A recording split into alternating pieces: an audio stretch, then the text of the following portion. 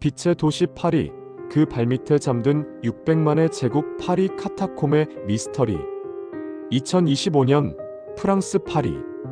에펠탑의 조명이 밤하늘을 수놓고 생강의 유람선은 연인들의 속삭임으로 가득하다. 세상에서 가장 낭만적인 도시로 불리는 파리. 사람들은 화려한 건축물과 예술품, 미식의 향연에 취해 이 도시의 빛나는 모습만을 기억한다. 그런데 만약 당신이 지금 걷고 있는 파리의 아름다운 거리, 그 수십 미터 아래 600만 명의 잠들지 못하는 영혼들이 거대한 제국을 이루고 있다면 어떨까? 빛의 도시 파리의 발밑, 그 깊고 서늘한 어둠 속에는 세계 최대의 무덤, 파리 카타콤 CATACOMBES 디 페리스의 미로처럼 얽혀있다. 이것은 단순한 공동묘지가 아니다. 뼈로 쌓아올린 벽, 해골로 장식된 기둥, 그리고 수백 년간 묵혀온 도시의 비밀이 숨쉬는 죽음의 제국에 관한 이야기다. 일부 향기로운 파리의 끔찍한 악취, 모든 비극의 시작. 이야기는 18세기 중반의 파리로 거슬러 올라간다. 당시 파리는 이미 유럽의 중심 도시였지만 심각한 문제에 직면해 있었다. 바로 죽은 자들이 산 자들의 자리를 위협하는 기이한 상황이었다. 중세시대부터 파리 시민들은 사망하면 도심에 있는 교회 부속 묘지에 묻혔다.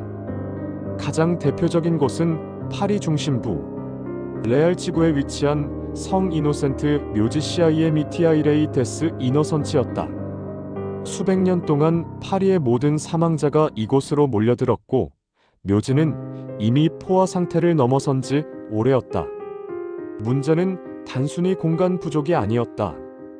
묘지 하나에 여러 구의 시신을 겹쳐 묻는 집단 매장이 성행했고 매장 깊이는 점점 얕아졌다. 비가 오는 날이면 흙더미가 씻겨 내려가 썩어가는 시신들이 그대로 드러났고 파리 시내에는 원인을 알 수 없는 끔찍한 악취가 진동했다.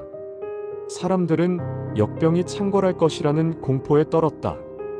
인근에 살던 상인들은 고기나 와인의 맛과 향이 변질된다고 불평할 정도였다. 결정적인 사건은 1780년에 터졌다. 계속된 비로 집안이 약해지면서 성 이노센트 묘지와 인근 주택가를 나누던 담벼락이 무너져 내린 것이다. 이와 함께 수백 구의 시신과 뼈, 부패한 흙더미가 그대로 주택가 지하실로 쏟아져 들어왔다. 파리 시민들의 인내는 한계에 다다랐다. 더 이상 죽은 자들과 함께 살아갈 수는 없었다. 마침내 1785년 국왕 루이 16세는 파리 시내 모든 묘지의 폐쇄와 유해 이전을 명령하는 칙령을 내린다. 이부 거대한 미로, 고대 채석장의 부활, 수백만 구에 달하는 유해를 어디로 옮길 것인가? 파리 시의회는 거대한 고민에 빠졌다. 그때 한 가지 획기적인 아이디어가 제시되었다.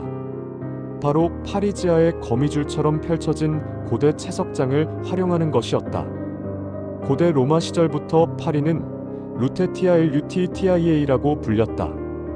당시 로마인들은 파리의 석회암 지대에서 건축에 필요한 돌을 채굴하기 시작했다. 이 채석 작업은 수백 년간 이어졌고 파리 지하에는 총 길이 300km가 넘는 거대한 지하 터널 네트워크가 형성되었다. 하지만 시간이 흐르며 대부분의 채석장은 잊혀지고 일부는 붕괴 위험이 있는 위험지대로 방치되어 있었다. 경찰 총감이던 알렉상드르 르누아르 엘릭산더 에리엔 오아이아르와 광산 감독관이던 샤를 악셀 기오 모찰즈 마이너스 엑설 GUILLAU의 모티는 이 버려진 지하 공간을 완벽한 해결책으로 보았다.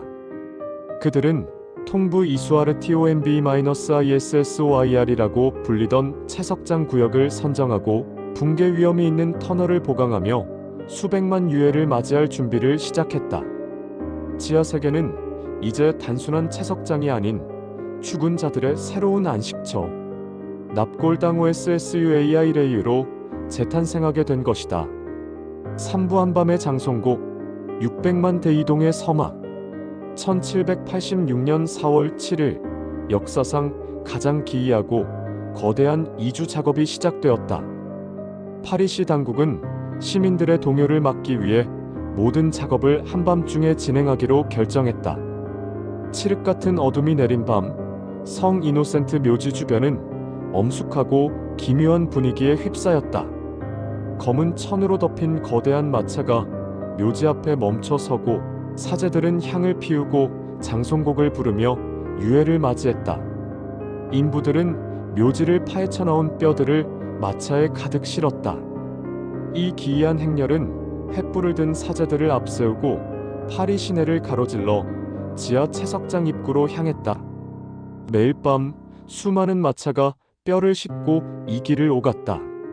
이 대규모 유해 이송 작업은 프랑스 대혁명의 혼란 속에서도 계속되었고 파리 시내의 거의 모든 묘지가 텅 비게 될 때까지 무려 수십 년간 이어졌다. 성 이노센트 묘지를 시작으로 생테스타슈 성당, 생자크 뒤 오파 성당 등 파리의 주요 묘지들이 차례차례 정리되었다. 이 과정에서 이장된 유해의 수는 무려 600만 구에 달하는 것으로 추정된다. 초기에는 단순히 뼈들을 채석장 터널 안에 쏟아붓는 방식으로 작업이 이루어졌다. 하지만 1810년 광산 감독관으로 부임한 루이 에티엔 에리카르 드 튀리루이스 마이너스 TIENN이 HRICARTDTHURY는 이 혼돈의 공간을 완전히 다른 모습으로 바꾸기로 결심한다. 사부 죽음의 예술, 멈추어라. 이곳은 죽음의 제국이다. 튀리는 카타콤을 단순한 뼈 창고가 아닌 죽음과 삶을 성찰하는 철학적인 공간으로 만들고자 했다. 그는 인부들을 동원해 터널 곳곳에 쌓여있던 뼈들을 종류별로 분류하게 했다. 그리고 정강이뼈 티비어와 넙다리뼈 피머를 마치 벽돌처럼 차곡차곡 쌓아 올려 벽을 만들고 그 위를 해골로 장식하는 경이로운 작업을 시작했다. 그 결과 카타콤은 섬뜩하면서도 장엄한 예술 공간으로 재탄생했다. 해골과 뼈들은 하트 모양, 십자가 모양, 심지어 와인통을 닮은 기둥 형태로 정교하게 배열되었다. 튀리는 이곳을 방문하는 이들이 죽음의 의미를 되새기도록 터널 곳곳에 시와 성경 구절, 철학적인 문구가 새겨진 석판을 배치했다. 그중 가장 유명한 것은 카타콤의 납골당이 본격적으로 시작되는 입구에 새겨진 문구단 ARRT, CSTICI LEMPIRE 디라모트 멈추어라. 이곳은 죽음의 제국이다. 이 서늘한 경고문을 지나 어두운 복도로 들어서는 순간 방문객들은 살아있는 세계와 완전히 단절된 채 600만 망자가 지배하는 고요하고 장엄한 제국에 발을 들이게 된다. 벽면을 가득 메운 수백, 수천 개의 해골들은 저마다 텅 빈 눈으로 침입자를 응시하고 서늘한 공기는 수백 년 묵은 먼지와 죽음의 냄새를 품고 있다. 이곳에서는 프랑스 대혁명의 격동 속에서 사라진 혁명가 로베스피에르의 유해도, 동화, 장화신은 고양이를 쓴 샤를 페로의 유해도, 천재 작가 라퐁텐의 유해도 이름 없이 뒤섞여 한 줌의 뼈로 남아 벽의 일부가 되어 있다. 오부 금단의 구역, 또 다른 세계 카타필. 오늘날 일반 관광객에게 공개된 카타콤 구간은 전체 지하 터널의 극히 일부인 약 2km에 불과하다. 그렇다면 나머지 280km가 넘는 미지의 터널, 금단의 구역에서는 무슨 일이 벌어지고 있을까? 놀랍게도 이 어둠의 미로를 제 집처럼 드나드는 이들이 있다. 바로 카타필 CATAPHILES이라 불리는 지하 탐험가들이다. 이들은 파리 곳곳에 숨겨진 맨홀이나 하수구, 심지어 개인 주택의 지하실을 통해 당국의 감시를 피해 카타콤으로 잠입한다. 이들에게 카타콤은 단순한 탐험 장소가 아니다. 그들만의 규칙과 지도가 존재하는 또 다른 사회다. 카타필들은 터널 깊숙한 곳에 자신들만의 아지트를 만들고 비밀 파티를 열거나 영화를 상영하기도 한다. 벽에는 정교한 그래피티와 예술 작품들이 그려져 있고 일부 구역은 헤별라 피라주의, 전쟁의 방세일 디라게어과 같은 별명으로 불린다. 이들은 외부 세계의 소음과 규율에서 벗어나 완전한 자유와 고독을 만끽한다. 하지만 이들의 모험은 목숨을 건 위험한 유이다. 복잡한 미로 속에서 길을 잃기 십상이며 일부 구간은 언제 붕괴할지 모르는 위험에 노출되어 있다. 실제로 길을 잃고 며칠 만에 구조되거나 최악의 경우 영원히 어둠 속에 갇히는 사고도 종종 발생한다. 그럼에도 불구하고 카타콤의 신비로운 매력은 지금 이 순간에도 수많은 카타필을 어둠 속으로 유혹하고 있다. 육부 풀리지 않는 미스터리, 카타콤의 저주. 수백만 구의 유해가 잠든 거대한 무덤. 이곳에 괴담과 미스터리가 빠질 수 없다.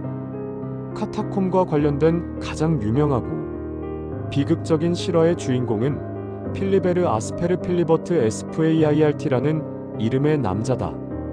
발드 그라스 병원 벨-D-GRC 하스피털의 도어맨이었던 필리베르는 1793년 11월 병원 지하에 있는 와인 저장고로 향했다.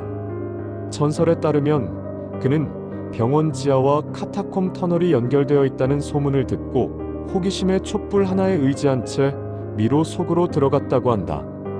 그리고 그는 다시 돌아오지 못했다.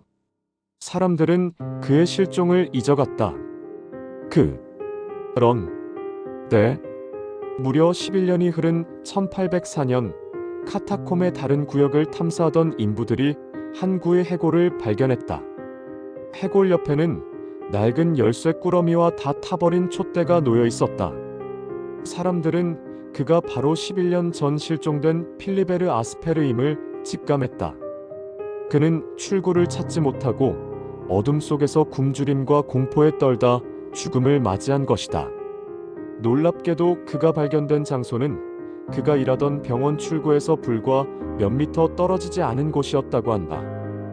그의 묘비는 오늘날에도 카타콤 깊숙한 곳에 남아 무모한 탐험가들에게 비극적인 경고를 보내고 있다.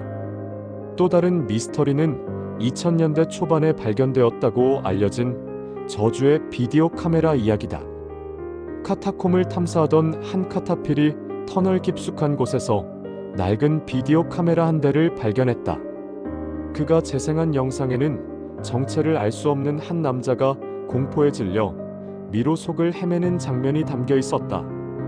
남자는 겁에 질린 숨을 몰아쉬며 계속해서 뒤를 돌아보았고 영상 말미에는 무언가에 쫓기듯 비명을 지르며 카메라를 떨어뜨리고 어둠 속으로 사라진다.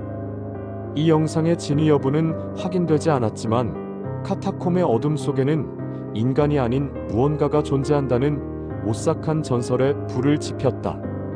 결론: 빛과 어둠의 도시, 파리의 두 얼굴. 파리 카타콤은 단순한 관광 명소나 거대한 무덤이 아니다.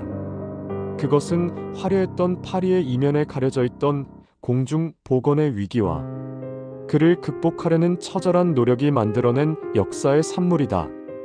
한때는 도시의 골칫거리였던 수백만 구의 유해는 이제 죽음의 의미를 성찰하게 하는 장엄한 예술 작품이 되었고, 버려졌던 지하 공간은 새로운 세대의 탐험가들에게 비밀스러운 안식처를 제공하고 있다.